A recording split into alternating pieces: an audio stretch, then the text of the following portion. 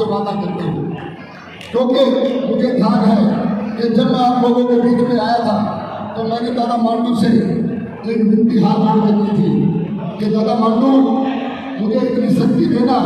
कि गांव के लोगों ने मुझसे बात कही कि बेटे बनने के बाद हमारे इस गांव में फैक्ट्री को जरूर चालू करवाना। और देखिए दादा मांडू और आपके आशीर्वाद ने मात्र 13 महीने के अंदर ये फैक्ट्री भी बनवा दी और इसको चालू भी करा दिया। तो ये दादा मांडू का आशीर्वाद है।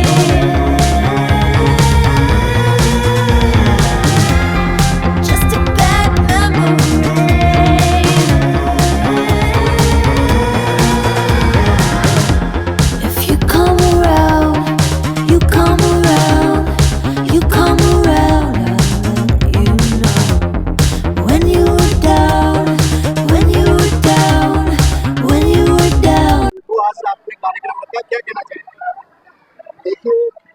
हम सबका तो सौभाग्य है, पूरे भारतवर्ष का भी सौभाग्य है कि हमारे यशस्वी प्रधानमंत्री मोदी जी का प्रधानमंत्री रहते हुए भारतवर्ष के अंदर वो पहले व्यक्ति है जिनका प्रधानमंत्री एक संवैधानिक पद के ऊपर रहते हुए ये प्रथम नागरिक है, जिन्होंने अपने 12 साल को एक विकास, एक विश्वास और जनहित कल्याणकारी के कामों में बदला है। और ये जीता जागता उदाहरण है।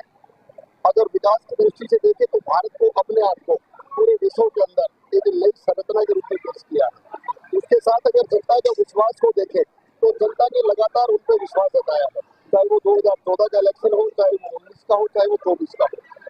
और उसके बाद जितनी भी जनहितकारी जो कल्याणकारी योजनाएं हैं, अगर आप देखा जाए तो पूरे भारतवर्ष के अंदर मोदी जी की इतनी सारी योजनाएं जिनको अगर माफी गिराना शुरू हो तो तब तक खत्म नहीं हो पाएगी। हर चाहे किसान वर्ग हो, चाहे मेरी मातृशक्ति हो, चाहे मजदूर वर्ग हो, चाहे कोई प्राइवेट सेक्टर हो, चाहे बिजनेसमैन हो, हर किसी के लिए कोई ना कोई योजना बनाकर और भारत की अर्थव्यवस्था को और साथ में मेरे इस भारत की विरासत को भी संभाल के रखा, ये हम सबका सौभाग्य है। आज उनके लंबी आयु के लिए हम सभी ने मिलकर, जितने भी मेरे क्षेत्र के वासी हैं और विशेष तौर पर कराला वासियों ने, जो मेरे परिवार के लोग हैं, इतने सुंदर प्रोग्राम का आयोजन आज से ठाकुर राजा दर्शन मंदिर के अंदर दादा मांडू के प्रांगण में भैया का जो यहाँ पर एक सुंदरकांड का पाठ, उसके बाद हनुमान चालीसा हवन हुआ, तो ये हमारे सनातन धर्म की पहचान है।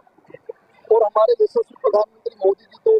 सदैव हमारे उस सनातन को साक्षी मानकर उन्हें हिंदू रीति रिवाजों से कोई भी शुभ कार्य की शुरुआत करते हैं। तो हम सब उनकी लंबी आयु की आज कामना करने के लिए कि वो हमेशा दीर्घायु रहे, स्वस्थ रहे और इस मेरे भारतवर्ष को फिर से विश्व गुरु बनाए, उसके लिए आज हमने प्रोग्राम रखा, जिसमें हमने हवन किया, सुंदरकांड का पाठ किया, हनुमान चालीसा का पाठ किया और ये जो भंडारे का आयोजन किया गया, जो मेरे सभी परिवारजनों ने मिलकर हम सब ने इस प्रोग्राम को आज यहाँ पे रखा है। और इस खाली दिल्ली के अंदर, केरला में नहीं,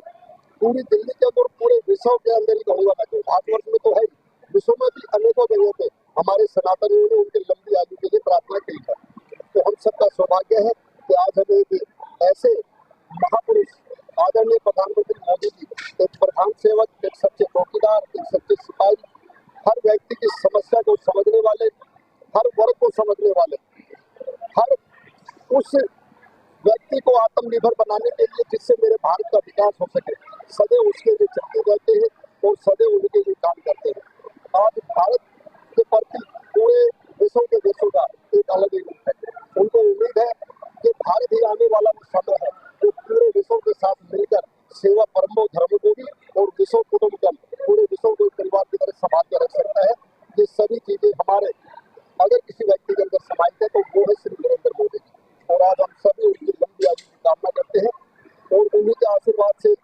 27 साल के बाद इस दिल्ली के अंदर जो विकास का एक नया चमक खिला है, वो कहीं ना कहीं लोगों ने उनकी उन जन भावनाओं को और उनके प्रति विश्वास जता कर दिया। मैं अपना सौभाग्य मानता हूँ कि मुझे यहाँ से जनपति के निधि के रूप में चुना गया, लेकिन आशीर्वाद हमारे यशस्वी प्रधानमंत्री मोदी जी का और उसके बाद हमारे यशस्वी मुख्यमंत्री श्री रिपोर्ट के तहत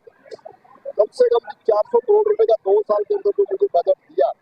वो बजट इन लोगों की उस सोच के कारण, उस विश्वास के कारण मिला। उसमें आदरणीय राजकुमार चौहान जी का भी विशेष योगदान रहा, क्योंकि वो ग्रामीण विकास बोर्ड के चेयरमैन है। और मेरा जो प्रयास है कि जो लोगों की उम्मीद और जो भावनाएं हैं, वो हम